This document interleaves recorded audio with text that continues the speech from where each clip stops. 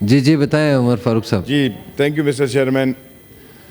سب سے پہلے آج تمام اپنے دوستوں کی باتیں سن کر اور جو جیتے ہیں جو آ رہے ہیں سب مایوس کن نظر آ رہے ہیں اور مایوس بھی ہیں، لیکن اصل بات آج بھی کوئی نہیں کر رہا.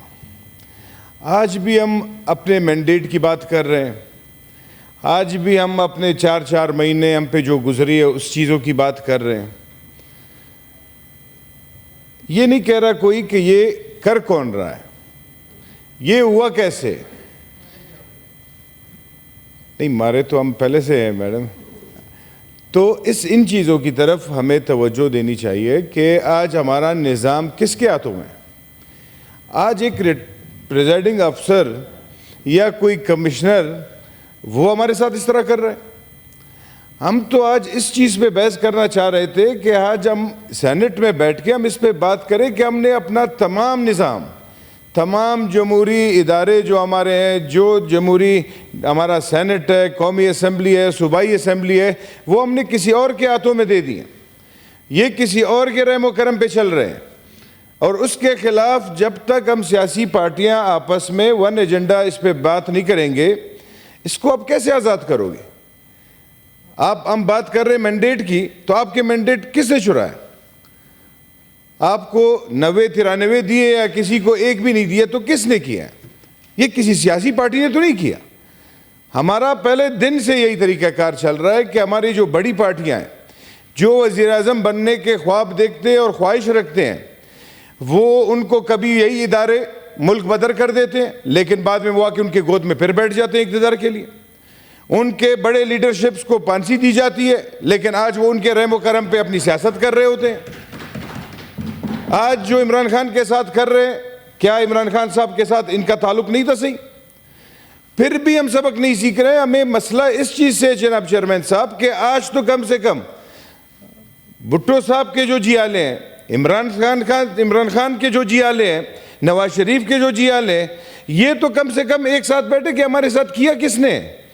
ہم ایک ایجنڈا پہ کیوں نہیں اکٹھے ہو سکتے کہ ہم اس سے جان چھڑائیں، ہم اپنی فورن پالیسی ان سے چھڑائیں. اب مجھے آپ ایک آئین میں یہ بتائیں جناب چیئرمین صاحب کہ کس آئین میں ان کو اختیار ملا ہے کہ کسی فوجی افسر کے پاس سیاستدان جائے گا اور پیسے جمع کرے گا تو اس کو سیٹ ملے گی؟ یہ کس نظام کی طرف ہم اپنے بچوں کو لے جا رہے ہیں؟ کل ہماری جگہ پہ ہمارے آنے والے نسلیں اس سینٹ میں آئیں گے تو کس حساب سے آئیں گے؟ ہر کسی کے پاس اربوں روپے ہوں گے تو وہ آئے گا. ایک سیاسی کارکن تو یہاں نہیں آ سکتا. نہ آپ کا کوئی سیاسی کارکن پاکستان میں MNA بن سکتا ہے، نہ آپ کا کوئی سیاسی کارکن آپ کا MPA بن سکتا ہے نمائندہ، نہ سینیٹر بن سکتا ہے. جناب چیئرمین صاحب، آج آپ کے نظام ایسے دیش پہ پہنچے ہیں، اگر اس کو آج بھی آپ لوگوں نے سیریس کور نہیں کیا، آج بھی آپ نے اپنے آنے والے نسلوں کے لیے اس کو ٹھیک نہیں کیا، تو آپ یقین مانیں کہ پاکستان ایک ایسے راستے پہ جا رہا ہے جو ختم ہونے والا راستہ. یہاں پہ ہمارے سینیٹر صاحب نے ایک 3 مہینے کی بات کی کہ 3-4 مہینے میں کیا گزرا. جناب چیئرمین صاحب، میں اس ہاؤس سے پوچھتا ہوں، یہاں پہ مسنگ پرسنز کے جو ہماری بچیاں آئی، میں آپ کو ایک مثال ان کا دیتا ہوں جناب چیئرمین صاحب کہ 5-5, 6-6 سال سے ان کا یا بیٹا یا شوہر یا والد مسنگ ہے. اور یہ 5 سال اس چیز پہ ہمیں دکھ نہیں ہوتا.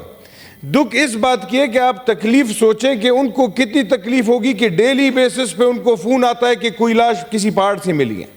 تو جتنے لوگوں کے ورثہ کو مسنگ کیا گیا ہوتا ہے وہ سارے اسپتال پہنچ جاتے ہیں، لائن میں کھڑے رہتے ہیں 3-3, 4-4 گھنٹے لائنوں میں، 2-2 دن اس کے انتظار میں کہ یار میرا بیٹا تو نہیں ہوگا، میرا والد تو نہیں ہوگا. اتنے اذیت سے ہمیں گزارا جاتا ہے، اتنے اذیت سے بلوچستان جب سے پاکستان بنا ہمیں گزار رہے اس اذیت سے. اس کے لیے کسی نے بات کی؟ ان چیزوں کے لیے بات کی کسی نے؟ آپ نے مسنگ پرسنز پہ آنکھیں بند کی تو آج آپ کے مینڈیٹس مسنگ ہوئے. کل آپ لوگوں کے باقی چیزیں مسنگ ہوں گی. کل آپ کا یہ نظام، آپ کا آئین مسنگ ہوگا. جب ہمارے بڑے باچا خان بابا جب مخالفت کرتے تھے اس پاکستان کی، وہ اس پاکستان کی مخالفت نہیں کرتے تھے کہ آپ پاکستان مت بنائیں، یہ والا پاکستان مت بنائے. اس کی یہ موقف تھی کہ یہ آج جو یہ قائد اعظم محمد علی جناح کی تصویر ہم نے لگائی ہے، کیا آج یہ اسی قائد اعظم محمد علی جناح کا نظام ہے؟ آج ہمارا پاکستان اس نظام سے چل رہا ہے. جس مقصد کے لیے انہوں نے بنایا تھا اس مقصد کے لیے چل رہے ہیں. آج آپ کے اے پی ایس کے جو بچوں کے قاتل ہیں وہ جی ایچ کیو سے چھڑائے گئے. آپ کا سارا نظام آج یہی فوجی نظام چلا رہے ہیں. آج ہم کیا کر رہے ہیں جناب چیئرمین صاحب؟ ایک طرف ہم سب کچھ دیکھ رہے ہیں اور ایک طرف اس کے خلاف ہم کھڑے نہیں ہو سکتے, کیونکہ آپ کھڑے ہوں گے تو آپ کو بچے کو مار دیا جائے گا. آپ نے اگر حقیقت بات کی آپ سے سیٹ لی جائے گی. ہم کم سے کم ہم سارے یہاں پہ مسلمان ایماندار لوگ ہیں. ایک دن آپ نے پیدا ہونا ہے, ایک دن مرنا ہے.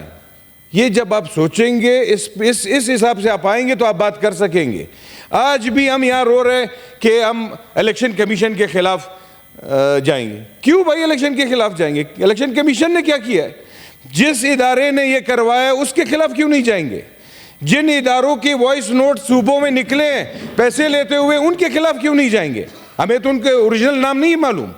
جو فیک نام انہوں نے رکھے ہیں اور بولیاں لگائی ہوئی 20-20 کروڑ کی, اس کے خلاف کیوں نہیں جائے گا؟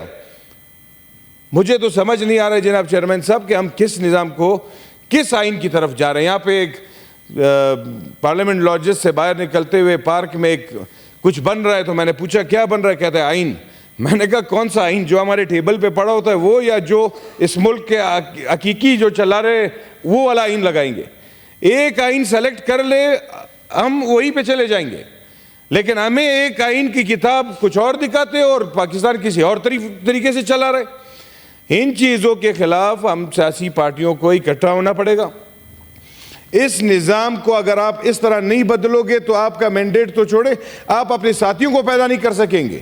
جو بلوچستان کے ساتھ ہوا ہے وہ مسنگ ہر صوبے میں آپ کے پولیٹیکل لوگوں کے ساتھ ہوگا. ہماری تو یہی باتیں اس پارلیمان میں ہمیں ایز اے پارٹی بات نہیں کرنی چاہیے. ایز اے کولیگز یہاں پہ ہمیں ایک نظام لانا چاہیے. ہمیں ایسے بلز لانے چاہیے کہ ہم ایک ساتھ ہوں.